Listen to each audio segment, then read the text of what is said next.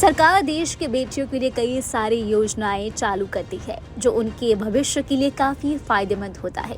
ऐसे ही एक योजना है सुकन्या समृद्धि योजना।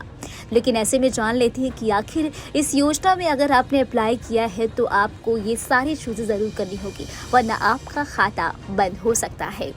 सुकन्या समृद्धि योजना हाल ही में महत्वपूर्ण बदलाव हुए हैं जो 1 अक्टूबर 2024 से प्रभावी होंगे।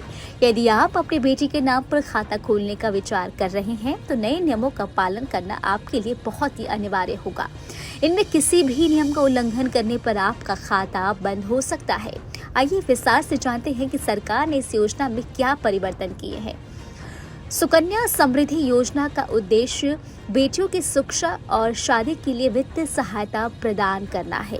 2015 में शुरू की गई इस योजना के तहत अभिभावक अपनी बेटी के नाम पर खाता खोलकर नियमित रूप से पैसे जमा कर सकते हैं।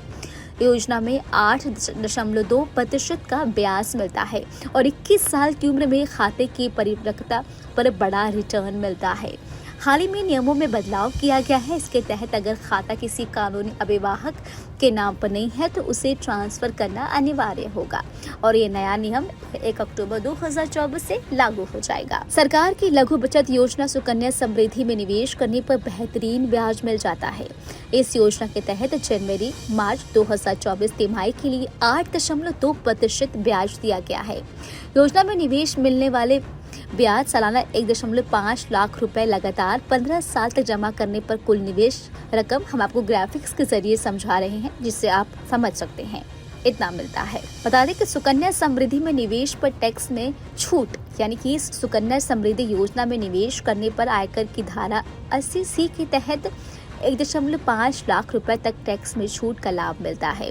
इस योजना के तहत आवश्यकता अनुसार मैच्योरिटी डेट पूरा होने से पहले ही पैसे की निकासी की सुविधा भी मिलती है।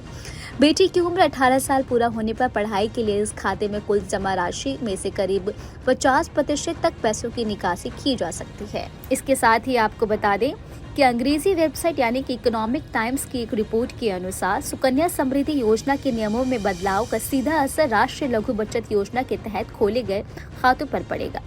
नए नियम के अनुसार अगर किसी बच्चे का खाता उसके कानूनी अभिभावक से नहीं खुलवाया है तो उसको अपने माता पिता या कानूनी अभिभावक को ट्रांसफर करना होगा।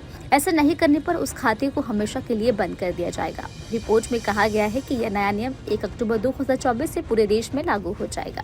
अब जान लेते हैं इसकी कुछ खास और जरूरी बातें। सुकन्या समृद्धि योजना के तहत कम से कम 250 रुपए से खाता खोला जा सकता है और एक वित्तीय वर्ष में अधिक से अधिक 1.5 लाख रुपए जमा कर सकते हैं। बच्चे की उम्र 10 साल पूरा होने के बाद ही उसके नाम पर डाकघर या देश के किसी भी बैंक में खाता खोला जा सकता है।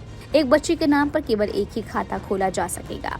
सुकन्या समृद्धि योजना के तहत खाता डाकघरों और अधिकृत बैंकों में खोला जा सकता है। खाता धारक की उच्च शिक्षा का उद्देश्य से शिक्षा व्यय को पूरा करने के लिए निकासी की अनुमति दी जाएगी। बच्चे की उम्र 18 साल पूरा हो जाने के बाद उसकी शादी हो जाने पर खाते को समय से पहले बंद किया जा सकता है। खाते को भारत में कहीं भी एक डाकघर या बैंक से दूसरे डाकघर या बैंक में ट्रांसफर किया जा सकता है। खाता खोलने की तारीख 21 वर्ष की अवधि पूरा होने पर खाता परिपक्व हो जाएगा। फिलहाल इस खबर में अभी के लिए इतना ही। आपको हमारा वीडियो कैसा लगा हमें कमेंट करके आप जरूर बताएं और हमारे चैनल को सब्सक्राइब करना ना भूलें। न्यूज नेशन अब व्हाट्सएप पर खबरों के ताजा अपडेट के लिए न्यूज नेशन के इस QR कोड को स्कैन करें।